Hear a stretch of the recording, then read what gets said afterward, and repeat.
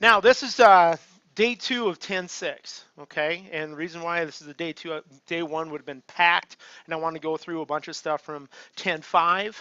If you have any questions, you know, and we'll follow through with those. But the first thing is we're talking about concentric circles here, and we took these notes, but we didn't do this problem on Friday in lieu of other things. And I want you to be aware as we read through a problem, they're not scary. Okay, they're not hiding in the closet when you're a little kid and go, "Ooh, mom, dad, close that closet door." I'm afraid of that. So when we're looking through this, a film, okay, and this is a 2-foot wide circular track for a camera dolly is set up for a movie scene. The two rails of the track form concentric circles, two circles with the same center. The radius of the inner circle is 8 feet. How much farther does the wheel on the outer rail travel than a wheel on the inner trail travel? Now, inner rail, I should say. Keep in mind the outer wheel. We discussed this outer track, the outer lane. We talked about the track being further to run, because we have turn staggers and everything. But how much further does it have to go? As we're looking at this, keep in mind we're just using 2 pi r. So take this time and find the circumference 2 pi r, the outer and the inner. And some people are like, well, what's the information?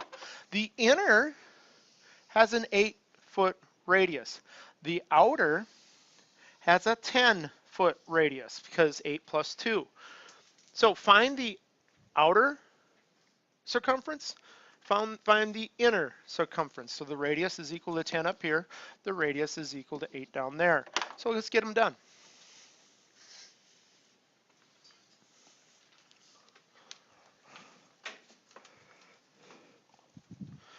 Yes, sir.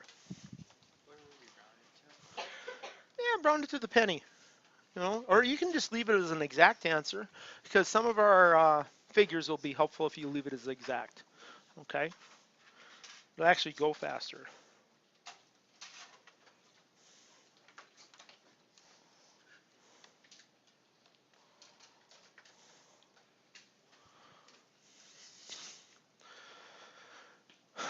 So as we put this in, 10 times 2, it's 20. 8 times 2 is going to be 16, so I got 20 pi and 16 pi. Now, some of you might have multiplied it out. You're okay. But I want you to be aware, I'm looking for the difference, the inner minus the outer. So 20 minus 16 is 4. So 4 pi is the difference, or 12.6, or so, when I'm doing this. And people are like, well, what's the big deal? The outer wheel will travel more than the inner wheel. Does anybody watch NASCAR? You guys watch, some people, on a really dreary Sunday afternoon, if, during the spring, we got NASCAR stuff. Did you notice that they changed the outer set of tires more than they changed the inner set of tires? Because they have more wear. They travel further around the track, okay, and they are experiencing more wear in the corners, okay?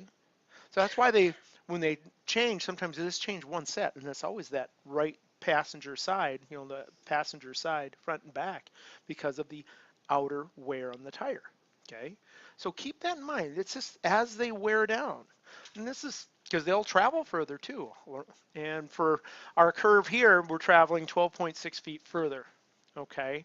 That other tire, but remember, after 500 miles, at the amount of pressure those tires are taking, 2 or 3 tire changes aren't unheard of. Now, here's the thing when we're finishing this out, outer will travel 4 pi, 12.6 further than the inner. So that's what we're looking at. Along with, anybody have locking hubs on their vehicle or 4-wheel drive? And have you ever taken a right turn with a 4-wheel drive and your parents, oh yeah, I'm gonna do the 4-wheel.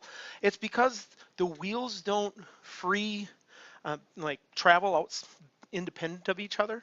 Okay, when you take a left or a right turn, the inner side wheel wants to travel as much as the outside wheel. That's why you get that binding when you're turning with a 4-wheel drive. Okay, also wear your tires down if you're doing it on drive pavement. If you're running your 4-wheel drive, you got sand, dirt, mud, snow, you're fine. There won't be any wear on it. But if you're spinning and then you start in, you'll get that wear because the pavement's driving is going to chew up the tire that wants to turn just as much as the outside tire does. Okay, questions here? All right, now as we move on, we've done that. This next one is talking about congruent arcs. Okay, and that's on that very bottom of the last page because we just had to finish up our notes. Okay, so we got congruent arcs.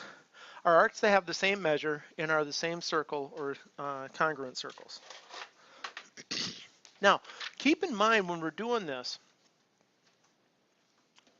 we're just looking at congruent arcs.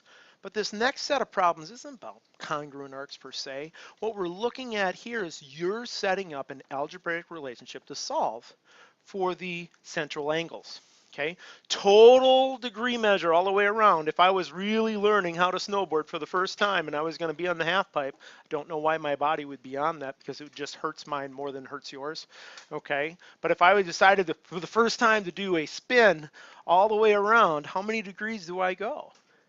360. So that's my first time. 360. Okay, that's around all the way. But since it's my first time, let's just make it easy.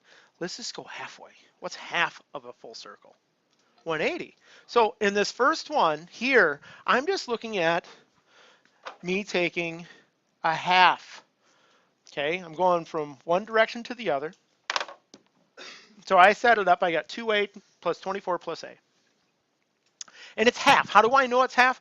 2a plus 24 and a are on the same side of a diameter, which makes up 180 degrees. So I'm doing baby steps. I got my first one. I did my, I'm going forward. I'm doing Daffy afterwards, as far as going my direction. Now, 2a plus a is 3a plus 24. And now I solve the rest. Keep in mind, the biggest issue you have in geometry is setting up the problem. After you set it up, you're using your algebra skills, your incoming algebra skills, to solve. Now, if they're not very comfortable, if you're not real comfortable with the solving, make sure we talk. Okay, but it's vocabulary, postulates, theorems, properties, all that stuff that helped with the setup. Okay, so as I finish this out, I'm going to find that A is 52. Now, I'm progressing along. I get to do a full circle. Ah, pretty good. You had to go all the way around. You thought, yep, I'm that way. After my, safely doing a full circle and then falling on my head, my butt, my shoulder, my ankle, and everything on that half pipe, I'll go into the chalet. Or maybe I'll just lay there for a while on ice before I go into the chalet and rest. Okay, but keep in mind, this next one is 360 because I've got sector values all the way around. So that's my setup. Combine like terms and get the solve on. Okay, see how you do.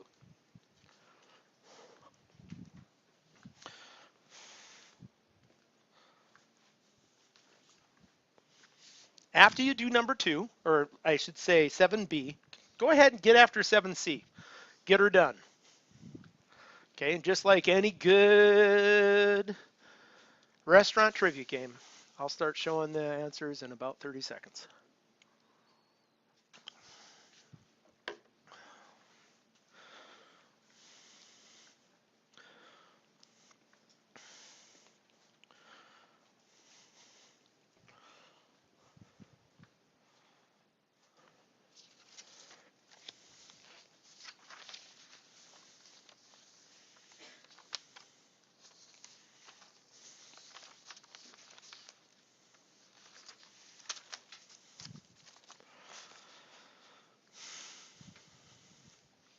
Nice job over the weekend. Thanks.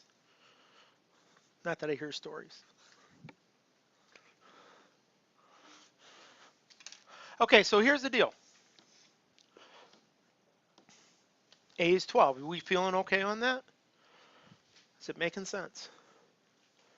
Now this next one, again, I have a choice. I noticed that I got 90 degrees I know about, okay? But then I got 5x minus 10. Those actually comprise 270 of my entire, whatever's remaining of my circle. I could say 5x plus 5x minus 10 equals 270, or I could just go for the whole kit and caboodle and then just take out the 90 at the end. Either one would have been acceptable for my setup, okay? And as I go through, I had 10x plus 80 equals 360, subtracting, I get 28 as my final answer. So keep in mind, I have choice as I set these up, Okay, and based on the choice, I can go from there to have choice in how I decide to solve and combine like terms. So keep that in mind as we're going. Any follow-ups? Now, I think I've covered enough for you guys to be successful for remaining on 10.6. Make sure you're reading those questions. We're going to correct the remainder of 10.6 tomorrow. Okay, I think I've got examples covered and things on how to step through those to be successful. I have some folks that did not return or turn in the 10.5 assignment, and I did say we'd spend a little bit more time today on it if you wanted to. I'm not going to force you to, but I am going to say, hey, are there any questions on 10.5 that you couldn't do that I didn't cover well? Okay, and that includes 18. I believe we did 18, 19. I'm not sure if we did a great job on the bottom on 23 to 24, or 25, excuse me, but I'm going to give people an opportunity to check them out. Remember, we have a quiz today. That quiz is comprised of things from 10.1 to 10.5, okay, as we go through. And you get to use notes, although it is showing that it doesn't matter what I give you to use, okay? If you're confused on what's going on with the formulas, that's a big deal, because this really is shape identification and knowing what formula goes with which shape and how to go about them. Any questions, residual questions off 10.1 or worksheet 10.5? Okay, 25, let's check that out. Now, keep in mind a square is a rhombus. Okay, so if I'm looking at 25, the square is a rhombus, so I can work with that perpendicular diagonal method. And I got this part is 9 and this is 8. That means this is 9, this is also 8. So I got the inner square, which has a diagonal of 16. My inner square is 16, 1/2. And remember, the area is equal to 1/2. Diagonal 1 times diagonal 2 is what I'm using. Okay, and it's a big deal when I recognize that formula, because now I've got 9 plus 8, which is 17, and I double it, it's 34. The other one's 34 squared, it's 1/2. So the area of the gray stuff, okay, my square donut, if I'm going to have geometry donuts are us type thing, my square donut is 34 squared, 16 squared, and I'm finding those differences in half of that. Questions regarding? Okay, and as I finish that one up, if I grab my cheat sheet here to assist, I should have 450 centimeters squared as my area for the gray stuff. Now, we're going to be using this skill in Chapter 8 when we're talking about, or Chapter 10, Section 8, when we're talking about probability. And folks, everybody can benefit from probability. You're all going to start gambling at one time or another. Hopefully just for fun, like going to a movie, versus needing to because you can't stop. And that's another issue altogether. So hopefully that's not the issue. Questions here at all? Others further on? Okay, and we did do a couple of them, so I'm all right with that. Okay, make sure your name's on that 10.5. Hand that forward, please. Not from everybody. Not from everybody. That's why I'm saying, because I just went through it prior to class. Now, the next thing we're going to do, you guys are good? Okay, the next thing we're going to do is have you guys take a quiz. So it's quiz time. Okay, you may use notes. Make sure, I'm noticing that the people who actually write down a actual formula, the one that works for the shape, are more successful than others that have scribblings all over the place.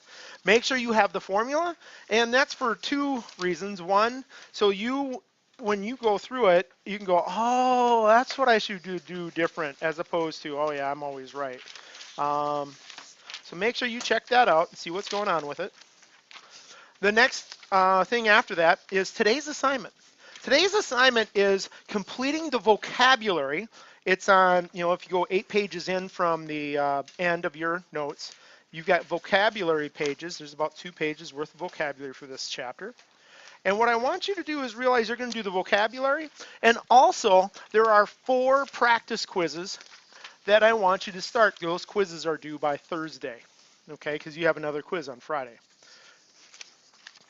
So vocabulary and quizzes, and those are up here. The assignment, vocabulary and back of notes must be completed and filled out, and then do the Schoology quizzes, 10-1, 10-2, 10-3, 10-4. They're in your Chapter 10 folder. Okay, I have them set up so I will give the highest score out of 5 opportunities, if you need 5, to do well on them.